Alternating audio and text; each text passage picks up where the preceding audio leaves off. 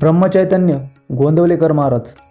श्री ब्रह्मचैतन्य गोंदवलेकर महाराजांचा जन्म शके 1766 माघ शुद्ध द्वादशी म्हणजे 19 फेब्रुवारी 1845 रोजी बुधवारी सकाळी 9:30च्या सुमारास तालुका मान जिल्हा सातारा येथील गोंदवले बुद्रुक येथे झाला. त्यांच्या घराण्यात विठ्ठल भक्ती आणि पंढरीची वारी फार पूर्वीपासून आहे, तर घरातील लोक सदाचारी आणि सात्विक वृत्तीचे आहेत.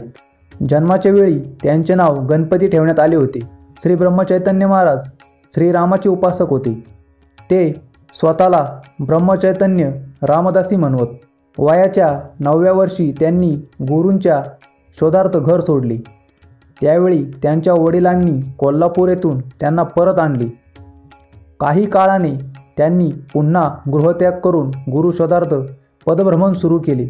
अनेक संत पुरुषांच्या भेटी घेतल्या.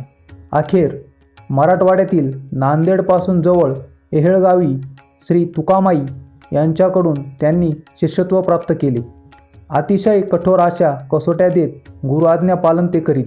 त्यावेळी त्यांचे वय 14 वर्षाचे होते. श्री तुकामाईंनी त्यांना ब्रह्मचैतन्य हे नाव दिले, रामोपासना दिली आणि अनुग्रह देण्याचा अधिकार दिला. यानंतर श्री तुकामाईच्या आदेशानुसार महाराजांनी बराच काळ तीर्थाटन केले. गृहत्यागानंतर 9 वर्षांनी श्री ब्रह्मचैतन्य महाराज गोंदवले येथे परत आले. येथून पुढचे सारे आयुष्य त्यांनी रामनामाचा प्रसार व विविध ठिकाणी त्यांनी राममंदिराची स्थापना केली. गुरुआज्ञेनुसार स्वतः गृहस्थ आश्रमात राहून जनसामान्यांना प्रपंच करत परमार्थ कसा साधावा याचे मार्गदर्शन केले.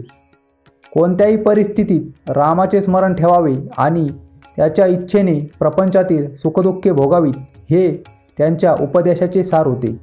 ज्ञानी आणि अज्ञानी यांच्याबद्दल समभाव, निष्पृहता, कल्याणकारी वृत्ती, दीन अनाथांचा कळवळा, सहनशीलता, व्यवहार चातुर्य, जनप्रियता, रसाळवाणी हे महाराजांचे सहज गुण होते. समोरची व्यक्ती कुणीही असो ते प्रत्येकाला समजेल अशा भाषेत आणि अशा खुबीने मार्गदर्शन करीत. सामान्यांशी ते घरगुती आणि सोप्या भाषेत संवाद साधत. तसेच वेदसंपन्न ज्ञानी मंडळीशी चर्चा करण्याचा प्रसंग आला असता त्यांनीही वैदिक कर्माच्या जोडीने नामस्मरण करण्याची आवश्यकता ते पटवून देत. नामस्मरण या साधनाची आजच्या युगातील थोरवी त्यांनी कळकळीने व विविध मार्गांनी मार्मिक दाखले देऊन सांगितले. श्रीरामांच्या इच्छाखेरीज काहीही घडत नाही आणि अखंड रामजप केल्यास आनंद आणि समाधान लाभते. या महाराजांच्या सांगण्याचा अनुभव त्यांच्या सहवासात आलेल्या प्रत्येक साधकाने घेतला आहे.